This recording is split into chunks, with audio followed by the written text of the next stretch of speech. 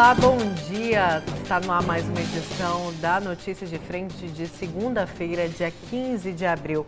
Ao meu lado, o professor Lorenberg e Lúcio Sorge. Bom dia. Bom dia, Nayara. Bom dia, Lúcio Sorge. Bom dia, telespectador.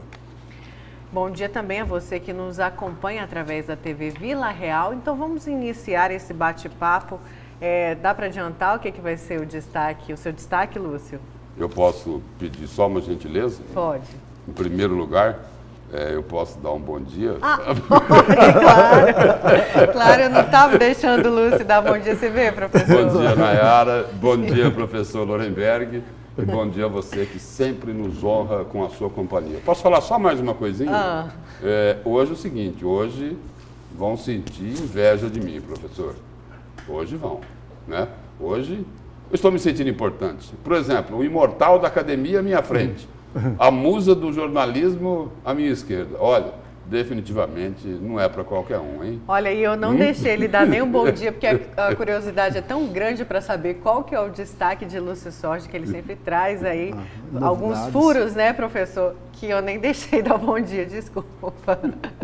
Professor, por favor, o seu destaque. Não, meu destaque aí é o seguinte, depois aí da cassação aí do mandato da senadora Selma Arruda e dos suplentes dela pelo Tribunal Regional Eleitoral, apesar ainda de ter o recurso, né, a senadora já avisou que vai recorrer ao Tribunal Superior Eleitoral, que ela quer provar a boa-fé dela, já existem aí, já estão especulando aí quais seriam os prováveis nomes que poderiam vir a disputar uma nova eleição para o Senado, no caso do Tribunal Superior Eleitoral confirmar a decisão do Tribunal Regional Eleitoral. E aí, o que se diz é o seguinte, que dificilmente ela conseguiria reverter essa decisão lá no Tribunal Superior Eleitoral em função do conjunto de provas que constam nesse processo aí,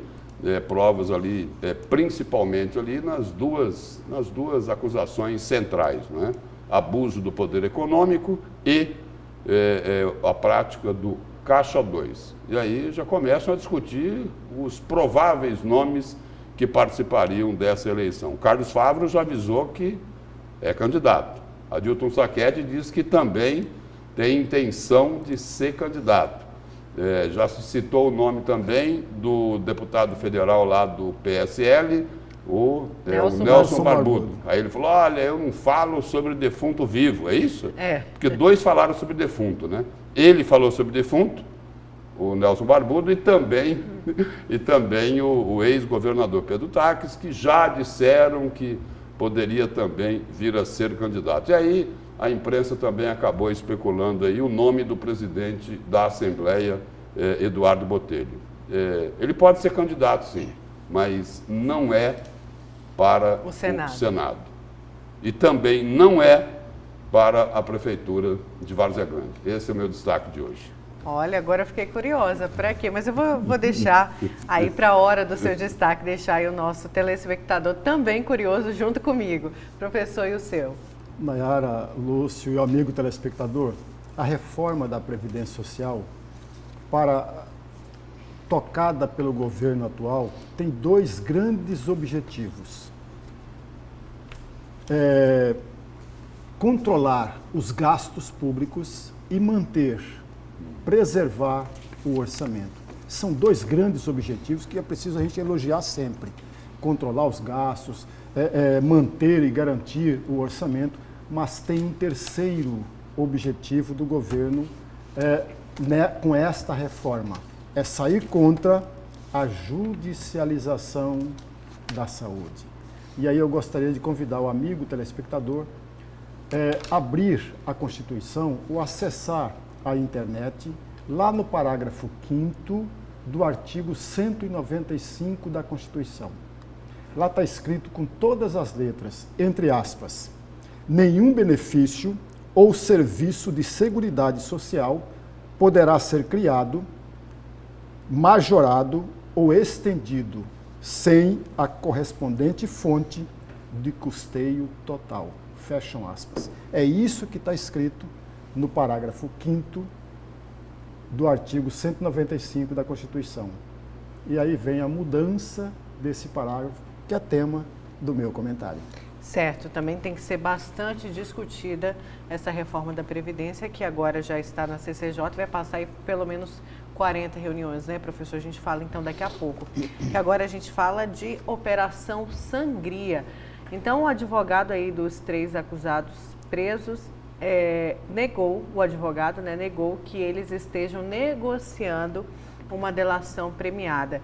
E só que aí já se fala tanto na imprensa quanto no judiciário também que essa delação vem citar vários nomes da política.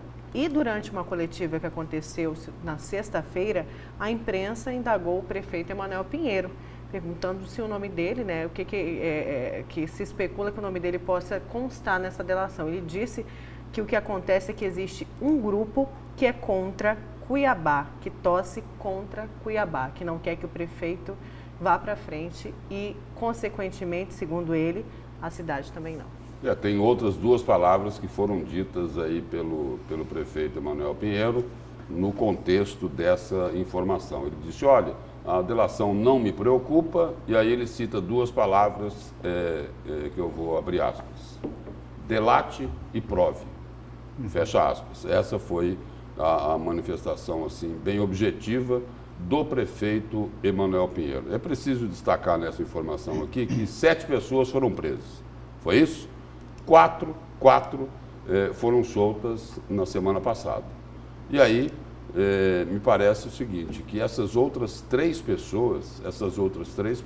pessoas abriram mão do habeas corpus, desistiram do habeas corpus que já havia sido impetrado na justiça. Ponto. Segundo aspecto. Aí, os advogados dessas 3 pessoas, eles vêm a público, e não vieram a público assim de maneira informal, não. Eles distribuíram uma nota, né? O trecho da nota aqui é o seguinte, abre aspas, a respeito das notícias divulgadas na imprensa sobre uma suposta negociação de colaboração premiada por parte dos médicos e outros funcionários das empresas Qualicare e Proclin, a assessoria jurídica esclarece que inexiste qualquer tratativa neste sentido. Esse aí é um trecho dessa nota. Mas o que a imprensa divulgou, não é de que existiam aí esses indícios, pelo menos indícios, de uma possível colaboração premiada em função da desistência desse habeas corpus que havia sido impetrado na justiça por parte dessas 3 pessoas, né? Fábio Liberali e Luciano Correia desistiram dos habeas corpus que tramitavam no Tribunal de Justiça. Também circulou na imprensa as informações de que o ex-secretário Ruarque Douglas Correia estaria disposto a fazer aí revelações, negociando aí uma delação, uma colaboração premiada com a Justiça Estadual. Agora, o que é preciso colocar é o seguinte, ninguém pode dizer publicamente que está num processo de negociação de delação premiada por um motivo simples, não é, professor Inayara? Se a pessoa disser isso, anula a delação. Exatamente. Esse é o fato. Com certeza. Esse é o fato. Então é o seguinte, então a nota dos advogados reforça ainda mais as informações que foram divulgadas, que podem estar em andamento as negociações de uma delação premiada. Porque a imprensa divulgou, correto? Que, olha, existe aí informações nos bastidores de que tem uma delação premiada em andamento de 3 pessoas envolvidas lá na Operação Sangria. Aí o seguinte, aí a assessoria jurídica, a defesa desses acusados vem a público com uma nota oficial. Tipo assim, é um recado que eles estão dando lá para a justiça, não é? Olha, nós desmentimos, tá bom? Que fique bem claro. Não concordamos com nada do que está sendo divulgado. O importante aí, o melhor é o seguinte, né? Precisa aguardar um pouquinho.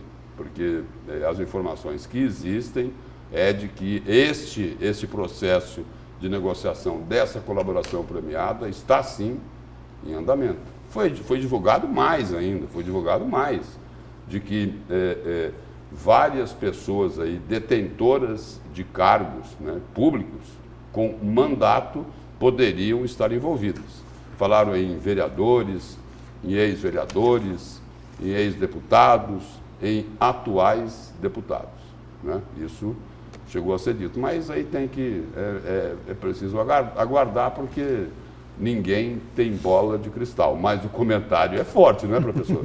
Muito forte. E pelo andar da carruagem, se isso tudo for verdadeiro, Nayara, nós teremos aí uma nova delação monstruosa. Lembra da frase do professor, antes de eu concluir, só mais uma informação que faltou. Nisso que foi divulgado pela imprensa, eu falei aqui de vereadores, de ex-vereadores, de deputados, de ex-deputados, foi divulgado também o seguinte, que seria delatado até integrante ou integrantes da oposição ao prefeito Emanuel Pinheiro. Tem até isso. A lista é grande, então, hein? A lista é grande. A lista é grande. Isso que também vai ser chamada de monstruosa, né, professor? Exatamente, mas a delação é um instrumento valiosíssimo. Eu sempre vou apoiar e todos nós vamos defender sempre. É disso que eu ia justamente abrir este questionamento. Muita gente fala, mas com a delação essas pessoas ficariam impunes. Não é que ficam impunes, dá essa sensação porque é diminuída a pena, muitas vezes respondem em regime semiaberto, né? Tem toda uma questão de benefícios por conta da delação. Mas se não fosse, né, em contrapartida à delação, muita coisa não viria à tona. A delação, se não fosse a delação premiada, por exemplo, amigo telespectador, a Lava Jato não estaria no ponto que chegou, não alcançaria o estágio que chegou.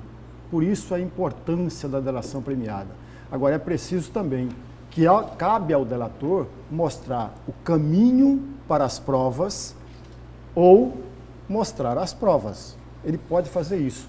E como o Lúcio muito bem já detalhou aqui muito antes, o delator ele não pode falar sobre aquilo que ele está dando depoimento, sob o risco de perder os benefícios da delação. Por outro lado, o delator também não pode mentir. Eu não estou dizendo que ele não venha mentir. Ele não pode mentir porque ele também corre o risco de perder os benefícios da delação premiada. No geral, amigo telespectador, e aí o amigo chega e fala assim, mas faz a delação e não há o andamento da investigação. Nós já discutimos sobre isso uma vez aqui, né, Lúcio? Várias vezes. Várias vezes. Isso é exemplo da própria delação do Silval Barbosa. Exatamente. Não há continuidade da investigação. Isso é verdade. Mas nós não podemos perder de vista, Nayara, um detalhe que me parece importantíssimo. O desgaste político, ele é muito mais rápido e ele é muito mais rigoroso do que o desgaste jurídico. Então, a qualquer ventilação de um nome forte da política numa delação importante, ele corre o risco de ficar ou de correr o risco de não ser eleito. Aliás, nós já tivemos, né? Nós já tivemos casos, Lúcio. Nesse caso aí, o senhor citou aí o seguinte, o desgaste político acaba sendo maior do que o desgaste jurídico. E aí o seguinte, se eu não estiver equivocado, na última sexta-feira, o senhor ilustrou isso aqui no Notícia de Frente com uma verdade que é absoluta. Nesse caso, é uma verdade absoluta. Por exemplo, a turma lá dos deputados lá que colocaram dinheiro na mochila, na sacola, exatamente, na caixa de papelão, a maioria deles não conseguiu se reeleger. Exatamente. É isso? Perfeito, Lúcio. Foi uma, exatamente. Foi uma resposta do eleitor. Que respingou em Tudo bem, que os adversários trabalharam bastante, né? Os adversários dessa turma aí que entrou lá no, sei lá, mensalinho, mensalão, né? Propina, né? É isso? Dinheiro sujo, né? E acabou respingando nos políticos mais antigos também. Justamente o eleitor pensando nessa troca, né? Nessa troca de velha política pela nova. E aí o Geraldo Alckmin encontrou uma outra forma de trabalhar isso, né? Diz que não tem velha e nem nova, né? Tem a boa e a má política. E a má política. Saiu bem, né? É o PSDB. Como que é? Esse aí é o eterno muro, professor? É isso? É aquele muro alto dos tucanos, é isso? Exatamente. E cada vez mais E aí alto, falou né? assim, e a boa política nunca envelhece. Só para completar aí o jargão do ex-governador de São Paulo e ex-candidato à presidência da República, né? Verdade. E já que a gente falou de uma operação que desmantelou um grupo, né, uma quadrilha que roubava a saúde do município, vamos falar Antes de você entrar nesse outro assunto, Nayara, só destacar o seguinte, você citou aí a delação ou os delatados pelo ex-governador Sival Barbosa. Na semana passada teve uma decisão lá, aliás, duas, né, decisões, né, importantes do ministro Luiz Fux, que é o relator da delação monstruosa de Sival Barbosa. Blairo Maggi tanto insistiu, tanto fez, que conseguiu lá uma vitória, pelo menos momentânea, né? Lá no Supremo Tribunal Federal. O ministro Luiz Fux disse o seguinte, que como existem lá alguns recursos da defesa de Blairo Maggi, tem lá os famosos embargos de declaração, que não mudam coisa nenhuma, mas... Como esses recursos ainda não foram julgados, Blairo Maggi, por enquanto, vai ficar respondendo às acusações que foram feitas por Sival Barbosa lá no Supremo Tribunal Federal. Por enquanto, ele está livre de cair nas mãos do juiz Jefferson Schneider, que é da 5ª Vara Federal aqui de Mato Grosso. E a outra determinação do ministro Luiz Fux foi o seguinte, aí os outros envolvidos, os outros políticos delatados, eles vão cada um para a sua instância específica, né? Uns vão lá para o Tribunal de Justiça, outros para o Superior Tribunal de Justiça, outros para a Justiça Comum. Mas o que o ministro Luiz Fux recomendou, ou melhor, determinou, é que a Justiça, de uma forma geral, nas suas várias instâncias, tem um aperto aí nesses políticos que foram delatados, né? Nos políticos que foram acusados de se lambuzar com o dinheiro da corrupção. E eles faziam isso por quê? Porque eles estavam negociando o mandato popular, um mandato conferido pelo cidadão, pelo eleitor. E aí eles pegavam esse diploma, iam lá no governo de plantão para negociar, como que é? Vantagens indevidas? Esse é o nome que eles dão? Retorno, né? O Sival falava em retorno. Isso é o retorno? Ou seja, eles iam lá para enfiar a mão nos cofres públicos em benefício pessoal. Ou então, para colocar um dinheirinho a mais lá no Caixa 2, para garantir uma nova eleição, para continuar roubando mais um pouco. É bom isso? que você falou muito isso, bem. né? Exatamente. É bom que você falou muito bem, por enquanto, livre, mas nem tão leve, né, Lúcio? Porque deve estar pesando muita coisa.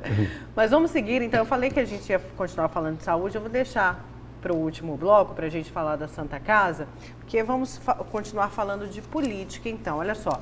Agora a gente vai falar da cassação do mandato da senadora do PSL, Selma Arruda. Políticos já se articulam para assumir a vaga da senadora cassada por unanimidade pelo TRE de Mato Grosso. E o Jornal do Meio-Dia conversou com o ex-vice-governador, que é o presidente do PSD em Mato Grosso, Carlos Fávaro, que falou um pouquinho sobre o processo e já se afirmou como candidato. Confira na entrevista. Depois desse julgamento aí no Tribunal Regional Eleitoral, numa votação unânime, aí, 7-0 pela cassação do mandato da senadora Selma Arruda e também dos suplentes dela, é possível isso daí ser revertido no Tribunal Superior Eleitoral? Existe essa possibilidade na avaliação do senhor ou não? Olha, a Justiça ela dá o amplo direito de defesa e deve ser assim, né? Eu defendo que assim seja, que tenha o direito de defesa, que ela tenha os recursos para ser analisado nas instâncias superiores. Agora, as provas são cabais, são fatos na nossa avaliação e já do Ministério Público Federal. Lá no processo. No processo. O senhor falou de provas cabais. Lá ficou claro, provado que teve o abuso de poder econômico e a prática do Caixa 2. Por isso deu 7-0. O Ministério Público Federal defendeu a cassação, relevou a importância das provas e os desembargadores cassaram por 7-0. O senhor também, ao pedir, né, vamos esclarecer isso, a senadora foi muito bem votada, a mais votada do estado de Mato Grosso, uma popularidade em alta, até mesmo se aproveitando aí da boa figura do presidente da República. E o senhor já foi taxado como puxador de tapete, eu quero na caneta essa vaga de Selma Arruda, porque entrou também com a representação e com um grande advogado, que é o ex-ministro de Justiça, né, José Eduardo Cardoso. Como que o senhor responde a essas críticas? Olha, eu com tristeza. Primeiro que uma história construída pela ex-juíza de combate à corrupção não deveria ter tocado a entrada da vida pública dela numa primeira eleição de uma forma errônea, fraudulenta. É com tristeza que eu falo isso. É com tristeza que eu vejo os eleitores que confiaram tanto nela e deram essa expressiva votação, que eu reconheço e todos nós reconhecemos, que se sentiram, na minha avaliação, traídos. As pessoas de bem se sentem traídos. É com tristeza que eu vejo, talvez, a necessidade de disputar outra eleição, porque não precisaria ter isso se as regras fossem cumpridas, se a legislação fosse cumprida. Eu não tenho dúvida que eu seria um dos senadores eleitos, porque me faltou 49 mil votos só. Se eu tivesse dentro de uma disputa eleitoral legítima, igualitária para todos, no universo de 1,5 milhão de eleitores que votaram, eu tive 500 mil de votos e por 49 eu não me tornei senador. E agora provado pela Justiça que a eleição foi fraudulenta. Eu fico triste com isso. O senhor vai entrar na Justiça para ocupar essa vaga antes que tenha a decisão final do Tribunal Superior Eleitoral? Essa não é, Lúcio. É muito boa essa pergunta para esclarecer. Eu não quero ser senador por Mato Grosso pelo tapetão. Eu fui para o voto, eu fui para a urna, eu tive 500 mil de votos. Eu fiquei muito satisfeito com o resultado das eleições. Mostrei que tenho capilaridade política, que eu consigo ter ideias que a população também quer e levar isso para a prática, para a vida pública. Agora, existe uma questão constitucional. Mato Grosso não pode ficar com 2 senadores em detrimento dos outros estados terem 3. É constitucional, porque na República, num modelo federativo, a Câmara Federal representa o povo na sua proporcionalidade. Quem tem mais eleitor tem mais deputado. Como Mato Grosso é um estado que tem menos eleitores que São Paulo, aqui tem 8 deputados federais, São Paulo tem mais 70. Mas para garantir a isonomia entre os estados, é o Senado que faz isso, 3 para cada estado. Imagine só, por um erro de uma senadora cassada, Mato Grosso ficar só com 2, defendendo os interesses. Por exemplo, trazendo uma emenda parlamentar para a saúde, é só um a menos que traz recurso para Mato Grosso. Não pode e é constitucional. Mas é a Justiça que vai decidir isso. Já começa a se falar aí, né, em prováveis nomes que vão disputar uma possível eleição, no caso do TSE confirmar o resultado do Tribunal Regional Eleitoral aqui de Mato Grosso. 2 nomes que já foram colocados, um é de Carlos Favaro, o senhor já admitiu isso aqui, e um outro é do ex-deputado Adilton Sacchetti. Adilton, compadre de Blairo Maggi. Carlos Favaro, amigão de Iraí Maggi. E aí, Blairo e Iraí vão conseguir se entender para ter um candidato único pelo agro? Eu tenho vários amigos, respeito, gosto de todos os amigos, mas não quero ser senador por Mato Grosso de segmentos da sociedade. Eu tenho muito orgulho de ter vindo do setor agropecuário. Eu cheguei em Mato Grosso num assentamento de reforma agrária, fui abençoado por Deus, cheguei em Lucas do Rio Verde, aquele município prosperou, modestamente a minha família também prosperou, fui presidente de entidade de classe do agro, mas não basta este Mas o agro parece que está querendo criar uma unidade aí, de escolher um único candidato. Tomara, porque não pode ser um senador só do agro. Seria Carlos Favaro. Eu gostaria que fosse, eu gostaria muito, até porque fui o mais bem votado, provei nas urnas, tive quase 500 mil de votos, mas mais do que isso, o agro tem que entender que ele não pode ter um senador para chamar de seu. O Mato Grosso tem que ter um senador para todos os mato-grossenses. Eu quero defender os recursos para a saúde, eu quero defender uma legislação mais célere. Mas se o agro, por exemplo, ajudar a bancar, a financiar a candidatura, essa pessoa, se for eleita, vai ter uma obrigação com o agro, não tem? Todo o apoio é importante, mas eu vou deixar claro aqui. Não serei senador de setores exclusivos da sociedade. O que o senhor vai fazer de diferente, até mesmo da redução desses custos? Porque é uma cobrança da sociedade que esses candidatos pensem na hora também desse montante, desse gasto inteiro com campanha política. Isso fez parte do voto da doutora Vanessa, se não me engano, ela dizendo que, infelizmente, né, a nova política veio com velhas práticas, né? E aí está aí o motivo da cassação. Ela sentiu assim, olha, que difícil que é caçar quem teve 600 e poucos mil votos porque cometeu as velhas práticas. Então, falaram aí que essa cassação ocorreu porque isso daí era para ser entregue para as velhas raposas da política? É o discurso ideológico de quem não tem argumentos técnicos, fundamentos jurídicos para se defender. O Ministério Público Federal foi contundente, tanto pela reprovação das contas, que foi por 7-0, como pela cassação, que foi por 7-0. Os membros, que foram até outros membros, outro relator na prestação de contas, como na cassação, e nos dois casos por 7-0. Não tem nada de ideológico. É crime e foi coibido nos rigores da lei. O senhor contratou aí para a sua defesa um advogado de renome nacional. É muito caro uma conta dessa? Não, assim, ele é um advogado bem conceituado, que certamente tem um grande valor. Mas eu mostrei a causa, minhas condições financeiras, vim de uma eleição que terminou agora em outubro, que é dispendiosa, eu sou um médio produtor rural, ele fez uma proposta, eu fiz outra proposta e parcelado, e estou pagando com muito suor, com muita dedicação, pelos belos trabalhos feitos pelo advogado, mas sem esquecer que não é só o Dr. José Eduardo Cardoso. Aqui em Cuiabá, eu tive, por exemplo, a coordenação toda dos advogados foi o Dr. Irajá Lacerda, que é filho do meu suplente José Lacerda, que coordenou o Dr. Elvio, o Dr. Edmundo, o Dr. Wilson e o Dr. José Eduardo, que foi contratado lá junto com a equipe dele, Dr. Renato e Dr. Frazão, que coordenaram toda a estratégia jurídica, buscando a legalidade e teve sucesso. Pois é, antes da gente entrar, eu quero deixar aí exclusivamente para os destaques do Lúcio, esses nomes, né, pela disputa para essa vaga que o Lúcio vai trazer aqui para a gente, toda a análise. Eu queria levantar a questão que ele respondeu aí. Carlos Fávaro, muita gente vem questionando, isso eu falo a população como um todo, inclusive muitos que não entendem direito esse processo. Porque o dela teve uma celeridade, porque de outros não tem, também tem prova, enfim. Mas muitas pessoas questionaram, isso é uma articulação de um grupo político para derrubar a senadora Selma Arruda.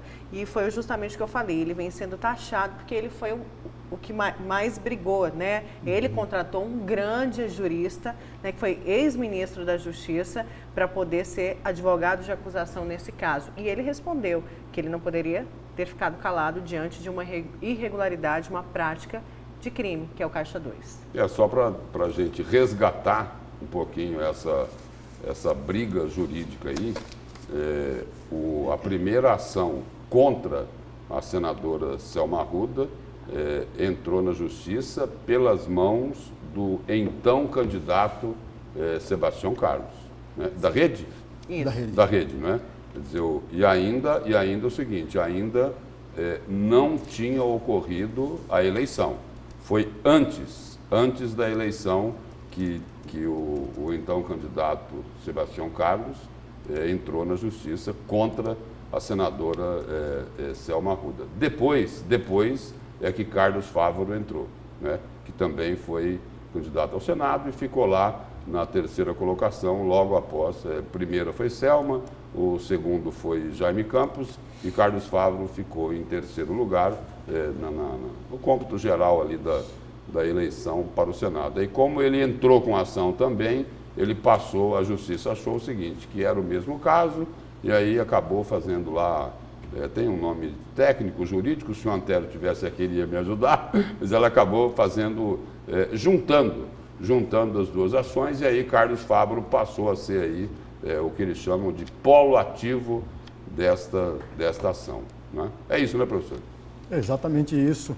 Mas Eu vou só fazer uma pequena observação. O Carlos Fávaro tocou em um determinado momento, Lúcio, de uma das respostas. Ele falou que a possibilidade do terceiro lugar vir a assumir o Senado. O advogado do Carlos Fávaro, ou do PSD, para ser mais claro, né? O advogado do PSD, que foi ex-ministro... Professor, ele... aí tem uma... Eu perguntei isso para o Carlos Fávaro ontem. Me parece que foi fora do ar. Foi fora do ar. Foi ele fora falou, do ar. Eu perguntei, ele respondeu. Quem é que contratou José Eduardo Cardoso? O PSD ou Carlos Fávaro? Não, quem contratou foi eu. Foi ele. Ele falou que foi Então ele, tá. justamente... Quem contratou foi ele. Entendi. Só para esclarecer Só para ficar claro, né? essa posição. ele E aí ele até na até resposta explicou ali, que parcelou até aí, na mostrou resposta as disse que finanças, parcelou, né? foram várias parcelas e que não foi tão caro assim. Como a José gente Eduardo imaginava. Cardoso não é tão caro. Depende, né, professor, do parâmetro que a gente olha, né? Mas, Como o meu limite não ultrapassa R$10, então é caro. Não, Esse é o meu o que a limite, gente né? sempre ouve falar é o seguinte, que esses advogados estrelados que entram, que visitam, né, os ministros, por exemplo, do Supremo Tribunal Federal, sem precisar marcar audiência, e chega lá e é atendido na hora, dizem o seguinte, que advogados como José Eduardo Cardoso, o Cacai lá, o Antônio Carlos Cacai, né, Almeida, Antônio Carlos de Almeida, né? Todo mundo conhece como Cacai, diz que é o seguinte, para entrar com habeas corpus, eles não começam a conversar antes da cifra atingir 2,5 milhões de reais. É o que a gente sempre ouve, não é? Mas eu interrompi o senhor aí. Não, Lúcio, foi até melhor do que eu. Mas o que eu ia levantar é de que a possibilidade do terceiro lugar assumir a vaga. É bom lembrar que o advogado de defesa do Carlos Fávaro pediu isso lá quando ele fez a defesa oral. Pediu mesmo isso. Se o amigo telespectador prestou atenção na leitura do voto do relator, do desembargador Pedro Sakamoto, ou se leu o voto do relator, Nayara, são 20 páginas. E na página 19 está lá com muita clareza. O relator, ele solicita, pede que o terceiro lugar, Lúcio, venha ocupar a vaga durante o período que antecede o período da decisão do Tribunal Superior Eleitoral até a nova eleição. Nesse período, o terceiro lugar venha assumir. Está lá o pedido muito claro do voto do relator na página 19. Eu, particularmente, Nayara, não comungo da mesma maneira. Aliás, mas isso não tem professor, isso nem amparo legal tem. Não tem. Isso nem amparo legal tem. E o detalhe, por exemplo, apesar lá da cassação por unanimidade da senadora Selma Arruda e dos suplentes, ela continua ainda com o mandato. Exatamente. Ela pode até vir a ser afastada no decorrer aí do processo, numa outra ação, não é isso? Mas, por enquanto, ela é o seguinte, ela vai recorrer no exercício do mandato. A situação dela lá no TSE, no Tribunal Superior Eleitoral, sem dúvida, é muito difícil. Alguns dizem que irreversível, mas, por enquanto, ela continua no mandato. E Carlos Fávaro é o seguinte, nós até perguntamos a ele aí, na entrevista, se ele ia entrar com recurso para tentar assumir a vaga da senadora Selma antes do julgamento do TSE. Ele disse que não. E disse que não, sabe por quê? Porque se ele fizer isso, politicamente, ele passa, a partir de agora, a ser o alvo, né?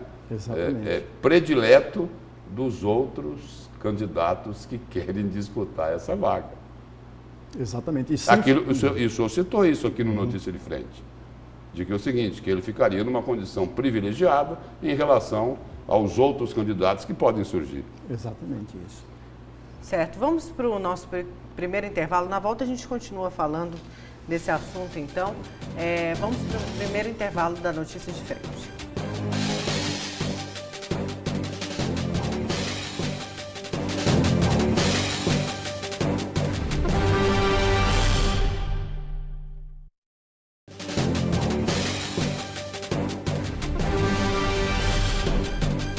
Voltamos com a notícia de frente desta segunda-feira, 15 de abril. E olha só, um empréstimo internacional de 332 milhões de dólares a ser contraído pelo governo de Mato Grosso junto ao Banco Mundial depende da aprovação do Senado Federal em Brasília. Com a cassação do mandato político da senadora Selma Arruda, do PSL, o Estado tem agora 2 senadores na capital federal. E o governador Mauro Mendes espera que essas questões eleitorais sejam resolvidas o mais breve possível. E o Antônio Carlos Silva conta pra gente. Bom dia. Em relação à cassação do mandato político da senadora por Mato Grosso pelo PSL, Selma Arruda, na semana passada no Tribunal Regional Eleitoral, o governador Mauro Mendes diz o seguinte: ele não tem preferência por candidaturas numa possível nova eleição para o Senado em Mato Grosso, apesar de haver uma tendência de apoio dele a pessoas que integram o grupo político de Mauro Mendes. Se realmente configurar uma eleição, ela volta a ter uma nova dimensão, e aí sim nós vamos aprofundar as discussões. Então eu já emiti a minha opinião com relação a isso. Eu vejo que ele teve o meu apoio, teve o apoio de muitos matogrossenses, teve uma excelente votação e no meu lado eu não tenho nenhum motivo para retirar dele esse apoio. Então ele terá sim grande chance de ser o nosso candidato. Mas o que chama atenção é uma outra situação fora do ambiente eleitoral.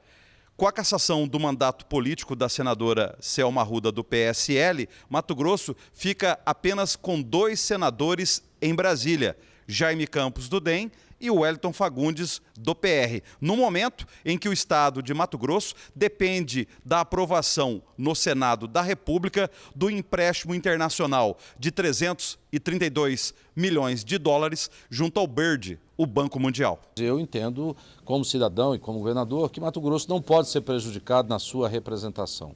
O Senado é a instância do Poder Federal que garante a isonomia entre os estados. Ali nós temos paridade com 3 representantes de todos os estados brasileiros. Mato Grosso como todos os são, importantes estados da nossa unidade e queremos ter lá os nossos 3 representantes. Eu espero que a Justiça decida isso com celeridade, como séria tem que ser toda e qualquer decisão para que ela produza o efeito a tempo e a hora que realmente requer. E nesse caso específico, se houver realmente a confirmação da cassação, eu espero que Mato Grosso não fique prejudicado na sua paridade com os demais estados.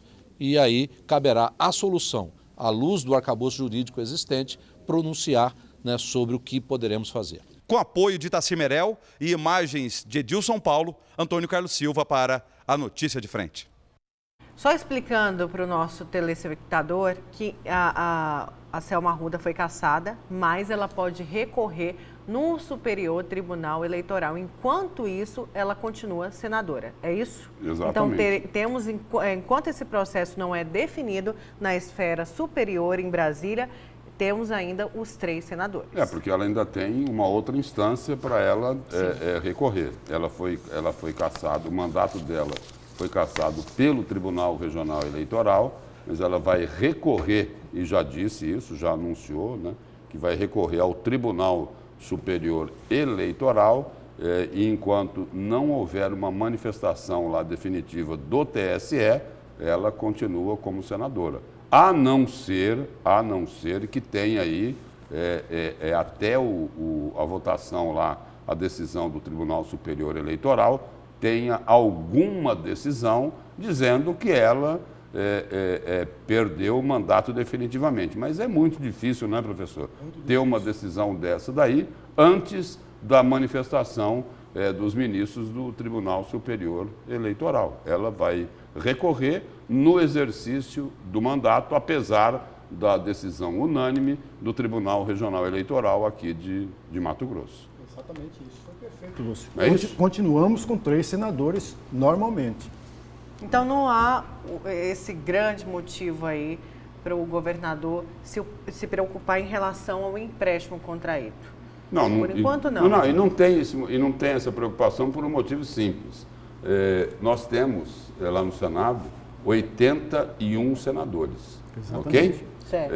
O empréstimo ele não será aprovado Cada estado lá é o seguinte, tem 3 representantes, tem 3 senadores. E esse empréstimo de Mato Grosso, ele não vai ser decidido pelos nossos 3 senadores, ele é decidido pelos todos. 81 senadores. Mesmo que ficasse lá com 2 senadores, não tem problema nenhum, porque aí vão ficar o seguinte, vão ter 80 senadores para decidir.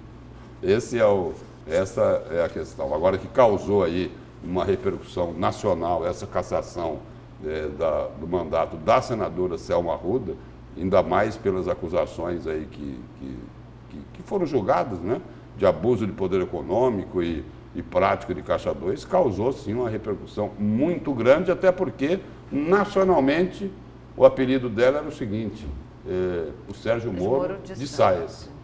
Né? Então, causou uma repercussão, né, muito grande em função disso. Até por conta da sua história de vida, da sua vivência como juíza, que foi respeitada no país todo. Isso aí. Uma mulher, por exemplo, ela exerceu a missão dela de magistrada com coragem, com determinação, com independência, colocou muito bandido, muito corrupto, muito ladrão do dinheiro público na cadeia. Muita gente acabou ficando assim, entristecido, não é? Com o que acabou ocorrendo, né? Porque ela tinha toda essa história que o senhor também acabou de lembrar aí. Eu queria que o senhor retomasse... Onde ela chegava enquanto magistrada, ela era aplaudida, não é isso? Exatamente. Era aplaudida pelas decisões dela, pelas decisões credibilidade corajosas. alta. Tinha muita, mas popularidade muita credibilidade. alta. Tanto... É por isso que questionaram, Nayara, desculpando aí interromper você, é por isso que questionaram quando, naquela história lá da agência de publicidade, a explicação que foi dada pela defesa dela é que o contrato que foi feito, 800 mil, 1 milhão de reais, era para trabalhar, para promover a imagem dela. Até porque a imagem dela não tinha que ser promovida.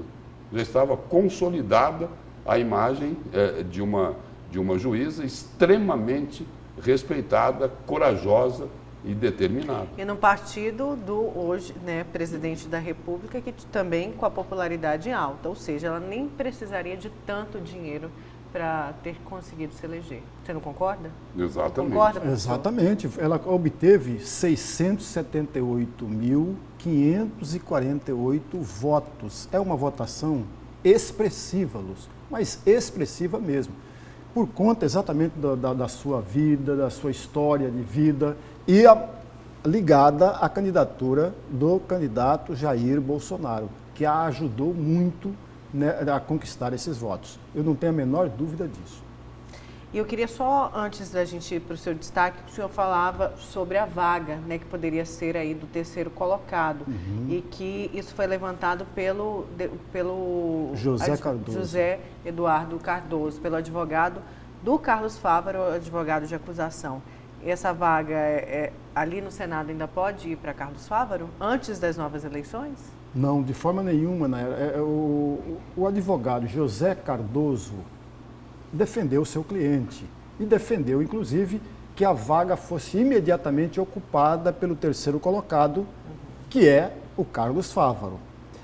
O relator, o voto do relator, quando eu dizia anteriormente, na página 19, também aparece esse pedido para o terceiro colocado assumir a vaga. Só que os outros integrantes da Justiça Eleitoral não compartilharam da mesma tese. Tanto é verdade que 6 dos integrantes votaram contra essa afirmação do relator. Aliás, foi a única divergência na Justiça Eleitoral. E o próprio José Eduardo Cardoso, na sustentação que ele fez, ele deixou claro, aí fica mais fácil de entender porque é que os outros 6 julgadores não seguiram o entendimento do relator, o desembargador Pedro Sakamoto, nesse aspecto. José Eduardo Cardoso deixou claro lá o seguinte, olha, isso daqui não está escrito em lugar nenhum. Não foram essas as palavras, mas foi esse o sentido que ele deu ao fazer aí essa reivindicação para que o cliente dele assumisse a vaga da senadora Selma Arruda, que estava sendo cassada lá no Tribunal Regional Eleitoral. Até porque o terceiro colocado não é suplente. E nesse caso assume o suplente. Como a chapa toda foi cassada, não tem como assumir o suplente e muito menos o terceiro ou quarto colocado. Nesses casos aí de eleições majoritárias, essa aí já é uma questão pacificada pelo Supremo Tribunal Federal. Foi cassado o registro, é nova eleição. Exatamente isso.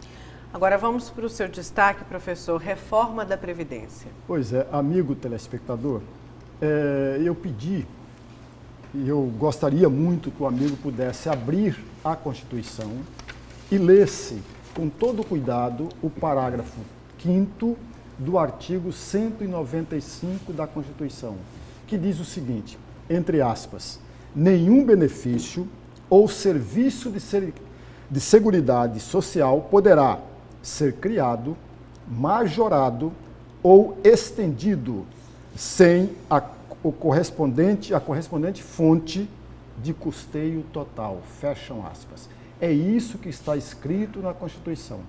Pois bem, a reforma da Previdência, o texto da reforma da Previdência, que diga-se de passagem, tem dois grandes objetivos por parte do governo, e é preciso que nós elogiemos sempre, é o controle dos gastos públicos, é a manutenção, a preservação do orçamento, a garantia do orçamento. Porém, o texto da Previdência altera esse texto, esse parágrafo 5º, Nayara. O que diz o texto da Previdência?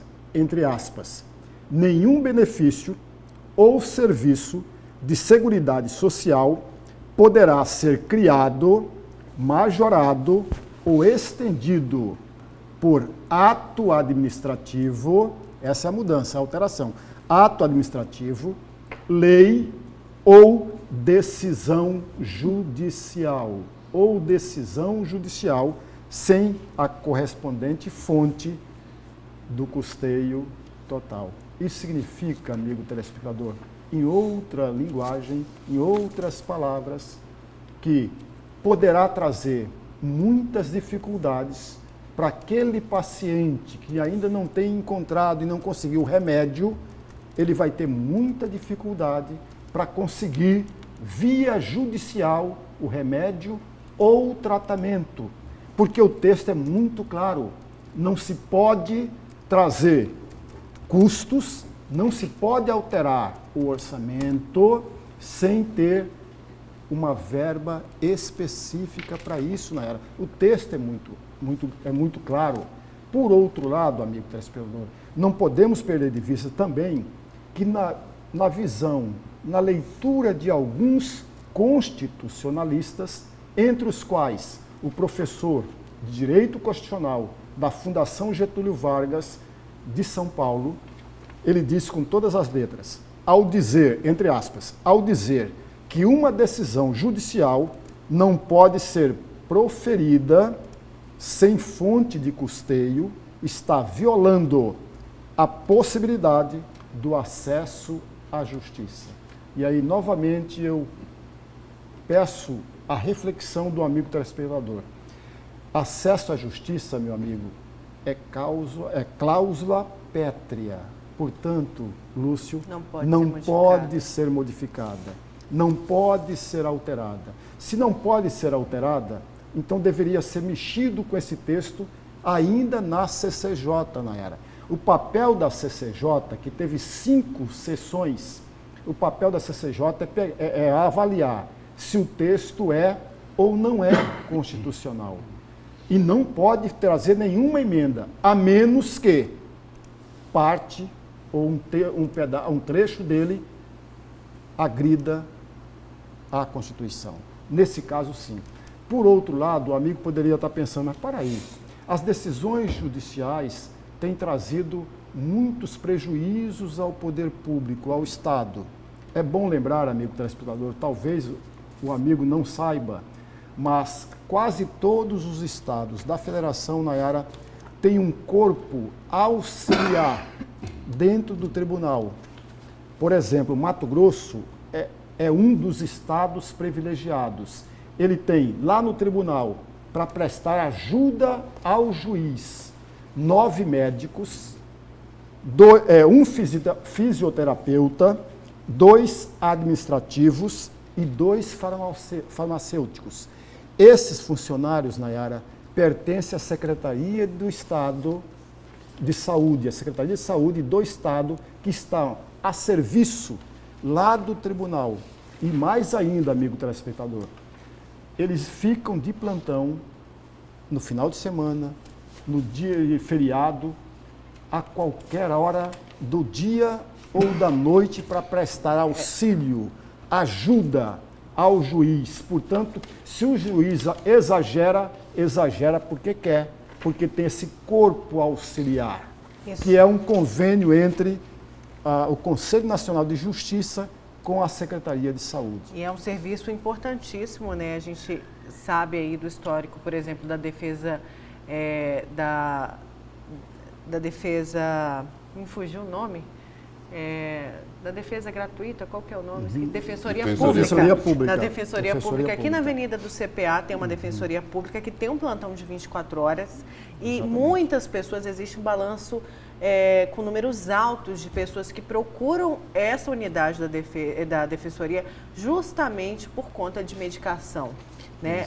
De medicação aí que realmente, muitas delas que não constam, porque o texto fala, são os remédios que não constam no Sistema Único de Saúde, que são diversos e que mantêm a vida das pessoas. Né? Isso é muito importante e com certeza, né, Lúcio, vai ser mudado. Eu falo até como propriedade que eu precisei de um medicamento, custei todo esse medicamento, mas muitas mulheres conseguiram aí manter uma gestação por conta de um medicamento que é um anticoagulante, que muitas mulheres recorrem à justiça para poder conseguir essa liberação. Muitas conseguem, outras não, né? É importante ressaltar que quem ganha até um determinado valor consegue quando tem disponível, e isso dá a garantia da vida continuada daquela criança. Isso é muito importante. Isso é só um exemplo, existem vários exemplos. Vários exemplos mesmo. De remédios que não constam, que não estão previstos no SUS, mas que esse paciente consegue a liberação junto à Defensoria Pública, enfim, junto à Justiça, não é, Lúcio?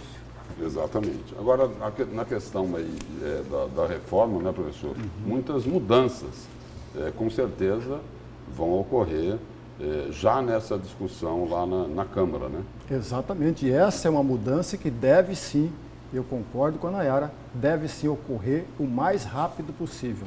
Não pode provocar ainda mais o desconforto, a falta de assistência médica a um grupo significativo de pessoas que precisam com urgência disso. Até porque impedir aí qualquer decisão na esfera judicial, aí é o seguinte, aí nós teríamos que mudar aí o nosso regime, né? Porque aí não seria mais um regime democrático, né? Exatamente. Aí é outra coisa, né? E aí o governo, só para que o nosso telespectador conheça os números, né? O governo informou que o governo federal, o Ministério da Saúde, perdão, informou que o governo federal gastou no ano passado 1 bilhão e 40 milhões de reais com medicamentos para tratamento por determinação da Justiça. Né? Mas como disse o Lúcio, é a garantia do nosso cidadão, é a garantia que as pessoas têm de poder sobreviver, porque o país não dá todas as garantias, como emprego, isso a gente fala, emprego, renda, uma renda que a pessoa consiga sustentar a família e consiga comprar medicamentos tão caros. E aí a reforma da Previdência aí, o que deve ser também muito bem observado é de que não continuem prejudicando aquele aposentado lá do INSS, não é? Sem aquele dúvida. que ganha, no máximo, o teto lá é em torno de R$5 mil, não é? 5.800 hoje, né? 5.800 hoje. Aí é o seguinte, aí tem lá os bacanas, né? A elite, né? A elite do funcionalismo público, tem gente com 20, 25, 30, 35 mil de aposentadoria. E aí é o seguinte, aí é o coitadinho lá, que ganha o salário mínimo de 900 e poucos reais, que está bancando a mordomia dessa elite. Aí não está certo, né? Tem que se corrigir, né? Vamos para o último bloco, então fica com a gente porque tem Santa Casa e daqui a pouco o Lúcio vai dar outros nomes aí da disputa da vaga da senadora Selma Arruda para o Senado e dizer para a gente, que eu estou curiosa, né? Qual que vai ser esse cargo aí almejado pelo presidente da Assembleia Legislativa, Eduardo Botelho.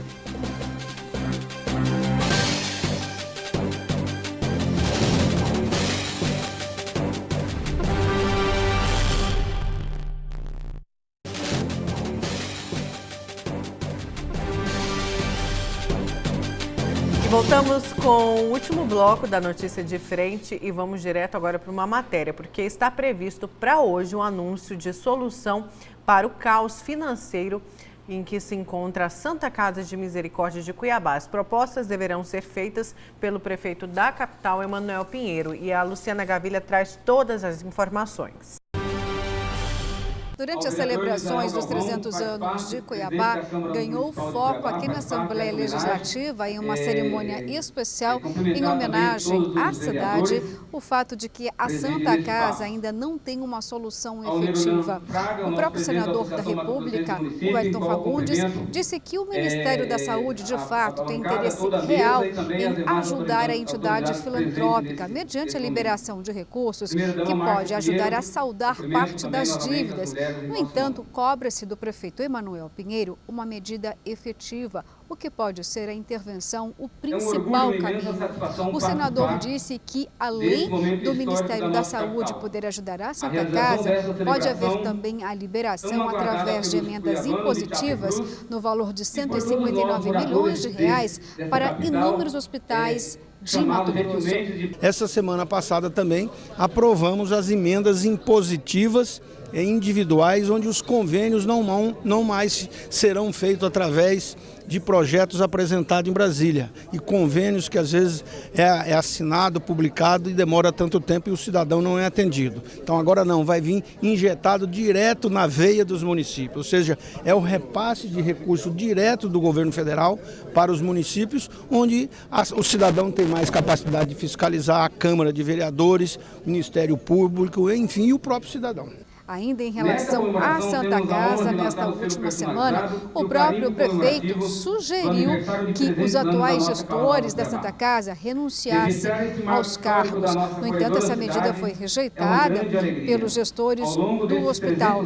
Mas o prefeito anunciou que hoje, nesta segunda-feira, vai anunciar uma medida à entidade.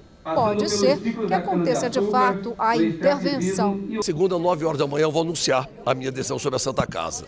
Eu vou convocar uma coletiva, eu só estou vendo o horário aí por causa da entrega da segunda etapa do HMC, mas de qualquer forma, seja de manhã ou de tarde, segunda-feira é o dia D, eu vou anunciar a decisão em relação à Santa Casa de Misericórdia de Cuiabá. Tanto a Câmara de Vereadores da capital como a própria Assembleia Legislativa defendem uma intervenção ou soluções imediatas à entidade. Participei de uma reunião com o Ministério Público, até tentando, porque a Assembleia Legislativa sinalizou positivamente, o presidente Eduardo Botelho, ele sinalizou positivamente com os deputados e juntamente com o primeiro secretário, o Max, sinalizou uma ajuda de 3,5 milhões. O prefeito, nós reunimos com o prefeito, com os funcionários da Santa Casa, no domingo, ele também sinalizou positivamente 3,5 milhões.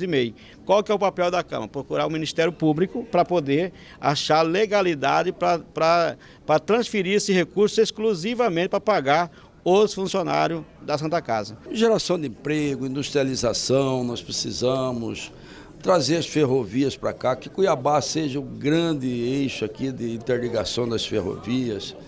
Então é isso que nós vamos conversar, discutir e propor e homenagear também Cuiabá. Nós já fizemos uma contrapartida, colocamos aqui, colocamos, nós temos 3,5 milhões aqui, dá para pagar uma parte aí, dá para dar um começo.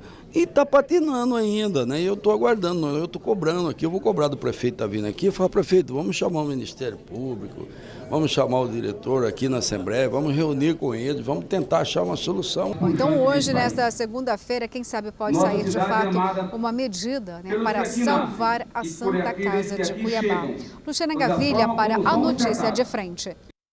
E olha só, ainda falando sobre a Santa Casa, por iniciativa dos próprios sócios, a diretoria do hospital foi destituída e uma comissão foi nomeada para conduzir uma solução para a unidade daqui para frente. Quem traz todos os detalhes para a gente é a repórter Patrícia Helena Dorileu. Uma comissão gestora de negociação assumiu a Santa Casa de Misericórdia de Cuiabá nesta sexta-feira. Formam essa comissão os médicos Dr. Luiz Felipe Saboia Ribeiro Júnior, que inclusive já foi presidente aqui da unidade, Edmundo Castelo dos Santos, Augusto Aurélio de Carvalho, Josemar Figueiredo e doutora Maria Elizabeth Meurer, que é a porta-voz aí das unidades filantrópicas aqui no estado de Mato Grosso. Essa mudança, a destituição da antiga diretoria com a nova comissão, é uma exigência que a Prefeitura de Cuiabá fez para o repasse de recursos para o Executivo Municipal. A explicação é que a antiga gestão já não tinha mais credibilidade para receber recursos públicos para tentar salvar aí a situação financeira do Hospital da Santa Casa de Misericórdia. Bom, os recursos viriam de acordo com a Prefeitura se essa mudança ocorresse, porém, um novo obstáculo apareceu no meio do caminho. Acontece que a Santa Casa estava esperando, já estava na ponta dos dedos, 7 milhões de reais. 3 milhões e meio viriam da Prefeitura, outros 3 milhões e meio viriam da Assembleia Legislativa. Porém, o Ministério Público Estadual não autorizou a transferência por questões legais. Agora, a Santa Casa está absolutamente de portas fechadas, não recebe nem novos, nem pacientes que já estavam em tratamento aqui na unidade. Já não tem mais comida, já não tem médicos, enfermeiros, técnicos, já não tem mais ninguém para trabalhar e atender pacientes. Eu conversei com o capitão Daniel Pereira, ele que é administrador aqui da Santa Casa, sobre este assunto, quais são as dificuldades, os obstáculos nesse momento que essa comissão está enfrentando e por que foi necessária essa mudança aí na administração da unidade e nessa relação aí com o público, com os pacientes. Ele falou que está muito difícil, é caótica a situação, se agrava ainda, além de todos os salários que estão atrasados, 13º, férias atrasadas, são 6 folhas salariais já que não foram pagas aos funcionários aqui da unidade. A Santa Casa ainda tem uma dívida aí de 118 milhões de reais, uma dívida que não tem mais como pagar, precisa ser repactuada aí com credores e, se não for assim, a Santa Casa vai se afundando numa situação ainda mais perigosa e crítica. Nós suportamos e atendemos as pessoas que aqui vinham pedir um socorro, um atendimento, até o momento que foi possível. Chegou no estágio agora crítico que nós não temos mais comida, nós não temos mais pessoas para trabalhar na limpeza, não temos mais enfermeiro, não temos mais médico, não temos mais dinheiro para comprar remédio. Então, infelizmente, tivemos que dispensar todos os clientes que tinha aqui, remanejar para outros hospitais que tinham espaço e trancar as portas. E a próxima etapa agora é dar umas férias coletivas, né? Férias coletivas para todos os funcionários, para que possamos estar negociando e revendo como vamos fazer para reabrir a Santa Casa. Com imagens de Roberto Garcia e apoio técnico de Jean Carlos, Patrícia Helena Dorileu para o A Notícia de Frente.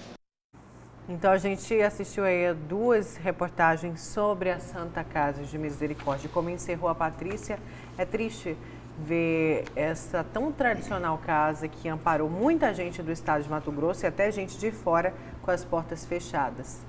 Pois é, antes ia resolver o problema da Santa Casa afastando o presidente, né? O Antônio Preza. Aí ele se afastou. Aí não deu para resolver. Aí teve que afastar a diretoria inteira, professor.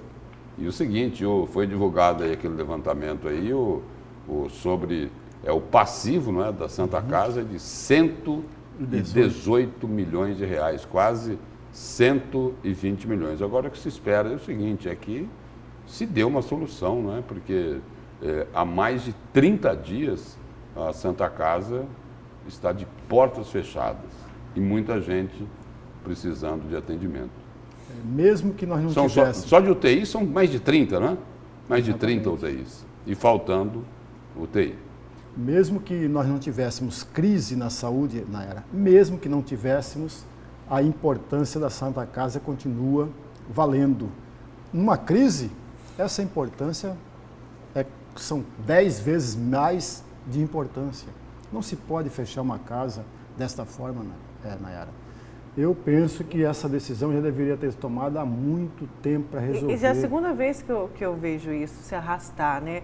Vamos deixar para segunda-feira, vamos esperar. E o problema não é só lá na Santa Casa. O problema da Santa Casa é enorme, né? A dívida aí é de quase 120 milhões, mas tem problemas também aqui em Cuiabá, em outros setores, né? Tem problema aí nas outras unidades de saúde. Sempre a gente está noticiando aqui, olha, está faltando material, está faltando luva, está faltando dipirona, falta de tudo um pouco, E aí o seguinte, e não é só Cuiabá também, o problema está no interior também. O buraco aí, o rombo que existe para ser coberto aí. Primeiro falaram em 400 milhões de reais, a dívida da saúde do Estado. Agora, o número mais recente seria de 600 milhões de reais. Muito dinheiro. É muito dinheiro. Os 10% lá do FETAB talvez não dê para segurar esse começo, né, Lúcio? Não, foi 10%, aprovado, 10%. 10% é em torno aí de 150 milhões de reais, porque a previsão aí da arrecadação do FETAB seria em torno aí de 1 bilhão e 400 a 1 bilhão e 500 milhões de reais por ano. É esse o cálculo, né? A conta que foi feita é essa, né? A estimativa seria essa. Pois é, eu sei que ninguém tem bola de cristal, mas dá para prever ou não qual que vai ser essa medida, essas providências que vão ser tomadas hoje pela Prefeitura? O prefeito tem dito isso a todo instante, que vai convocar, vai convidar vai dar uma coletiva à imprensa, evidentemente, e vai trazer todas as medidas tomadas pelo prefeito.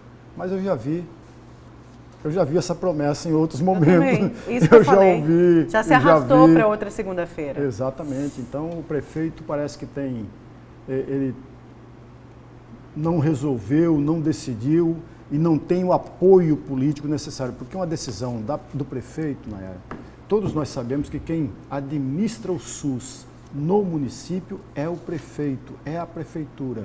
Mas para que ele possa tomar uma decisão de tamanha importância, ele precisa, evidentemente, do aval do governador do estado, ele precisa do aval do governo federal para tomar qualquer iniciativa para abrir as portas da Santa Casa.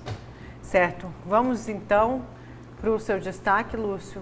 Tem aí um tempo para a gente falar. E eu já queria abrir aí o seu destaque com uma manchete que eu li no blog do Lúcio Sorge, né?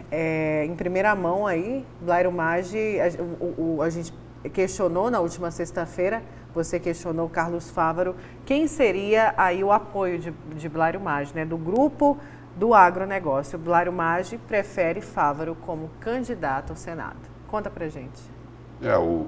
Estão discutindo aí, pelo menos, né? Tentando criar a unidade, né, em torno de um nome que representasse o agronegócio, porque na eleição lá de 2018, me ajuda aí, professor, nós tínhamos pelo menos 3 candidatos do agronegócio. Vou tirar até Jaime Campos fora, ele é pecuarista, do agro também, mas não coloco ele nessa conta aí não. Nilson Leitão, que foi o presidente lá da Frente Parlamentar da Agropecuária, muito próximo aí do agronegócio, Adilton Saquete e Carlos Fávaro. Eles estão aí procurando aí criar uma unidade, né, para essa provável eleição que pode ocorrer aí para o Senado depois da manifestação final aí do Tribunal Superior Eleitoral. Aí já teve até, por exemplo, lá no Lago de Manso, já andaram conversando aí, no final da semana passada, teve lá um encontro lá. Esse Lúcio sabe a informação é que estavam lá, Carlos Fávaro disse que não participou, Diz que não participou, mas estavam lá Blairo Maggi e Mauro Mendes. O governador Mauro Mendes, a gente acompanhou aqui agora há pouco a notícia de frente, ele dizendo o seguinte, que ele apoiou o Carlos Favaro na eleição de 2018, ele não ganhou a eleição para o Senado, ficou em terceiro lugar e que não teria motivo, na visão dele, de retirar esse apoio. Ele continua apoiando Carlos Favaro. Aí tem também o seguinte, lá do agronegócio, quem já se manifestou foi Adilton Sacchetti, diz que tem também a intenção de ser candidato. Aí a gente só lembra o seguinte, né? Adilton Sacchetti, do lado dele, compadre de Blairo Maggi.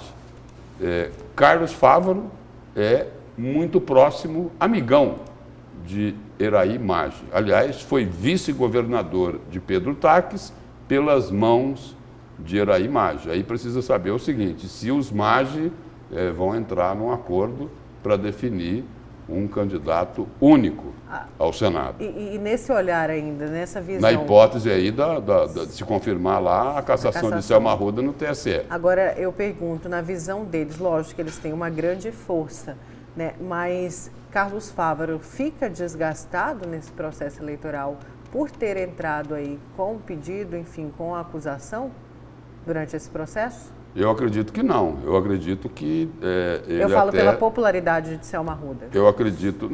eu não acredito que ele saia... Por exemplo, eu vou analisar sobre um outro aspecto, né, Ara?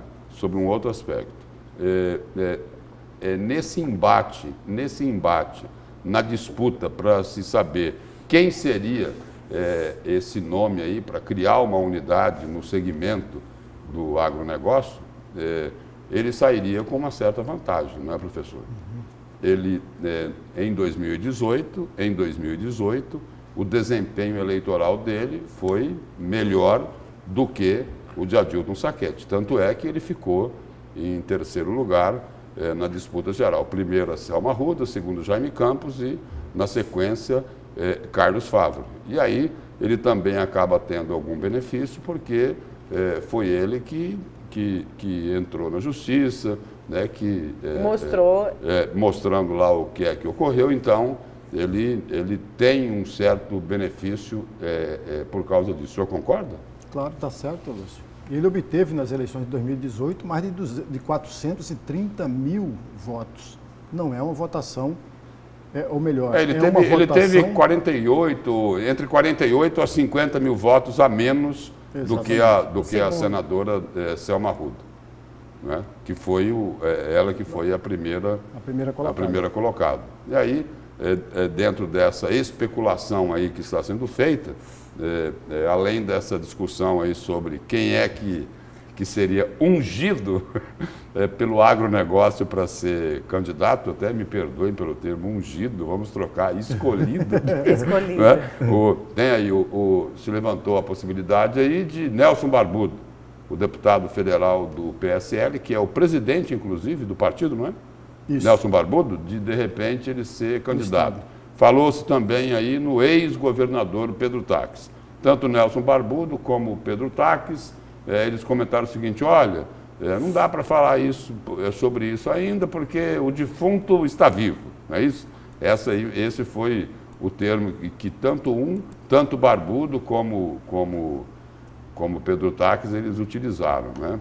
Mas Nelson Barbudo disse que confia na senadora Selma Arruda, acredita que não aconteceu nada disso, que vão recorrer à justiça e que ela vai conseguir manter o mandato lá no julgamento do Tribunal Superior Eleitoral, o que pouca gente consegue acreditar. Agora, professor, o senhor está curioso? Mas antes da... Muito, né, antes da curiosidade... Antes de matar a curiosidade. Repercutiram com o ex-candidato ao Senado pelo PSDB, Nilson Leitão, repercutiram com ele sobre lá a cassação do mandato da senadora Selma Arruda, e eu achei muito interessante, professor, a declaração que Nilson Leitão deu à imprensa.